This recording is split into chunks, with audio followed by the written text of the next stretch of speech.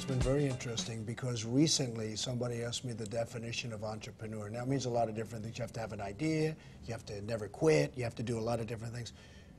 But something I've added over the course of the last few years, you have to be able to withstand pressure. I know a lot of people that are very smart, that have great ideas, everything's good, but they can't handle pressure. And if you can't handle pressure, you cannot be a great entrepreneur. I think you almost have to thrive on it. You know, like you say, you have to do what you love. But I think I do it, there's a lot of things that I do and you do, I don't love. I do it because of the challenge of it. Because without that, I do it for the pressure. It makes me stronger, better, smarter. I know if I solve this problem, I'll be smarter at the end of the problem. So I think that's what the pressure that I like about this is because we're creating out of nothing. You know, when you created this building, there was nothing. And you said, now there's going to be a building here. And you go, wow. Well, the word pressure is very interesting. And we're going to be doing a book together called The Midas Touch. And a lot of that book is going to be devoted to the word pressure. Right. Because if you can't handle pressure, you cannot be successful, really, in my view. Right. Almost successful at all, let alone very successful. Right. So you have to be able to withstand and handle pressure. Well, the book, The Midas Touch, you know, came from the idea that how come some entrepreneurs get rich, but most don't. And what the book is about is what you do and what I do that gives the edge to whatever we do. Because there's a lot of authors, a lot of entrepreneurs, a lot of guys on television, a lot of guys in real estate.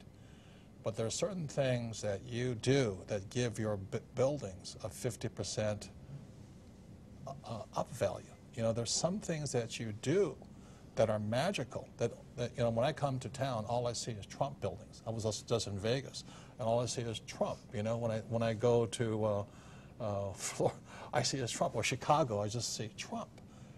And that's the magic of what the Midas Touch is about. There are certain things that you and I do that gives us the edge over the ordinary entrepreneur. For example, The Apprentice.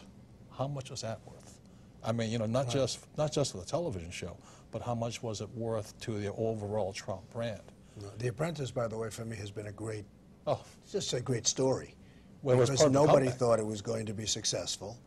NBC didn't even sign me to more than a one-year contract. It was just a one-year thing. It was going to go on, it's going to go off. Like most shows, 97% of the shows that go on television fail. And The Apprentice was going to be, you know, a one-time shot. It was going to go on. It was going to get a couple of people.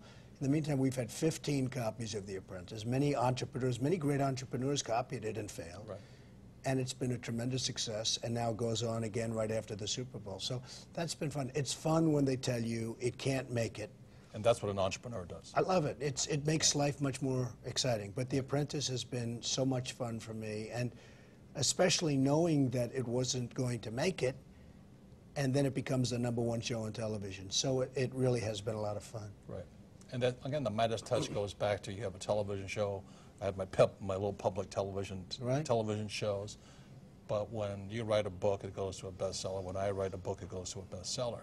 That's the Midas Touch. And Robert, remember this. You wrote one of the biggest selling books of all time. Personal finance, right? Right. And who the hell knows who you are? Who knows you? Who knows this guy? But now they know him. And well, I think I helped you. You did, yes. You know, it was very interesting. Larry King is a great guy, and he wants me on his show all the time, only because I get ratings. If I didn't get ratings, forget it. And one day, Robert's up in my office, and he hears me telling Larry, I will not do your show. And Larry is a very persistent guy. Please do it, because I get ratings. Please do it, please do it. And that was the end. I said, I'm not doing it. And then Robert said to me, I've never been able to get on Larry King. I've never, ever, with this huge book, he's never been able to get on. And I called Larry back. I said, you know what, I'll do your show. Because I realized all of a sudden, in other words, you made me appreciate what I had. Yes, that's part of the Midas Touch. That's part of the Midas Touch, but you have it also. Well, thank you.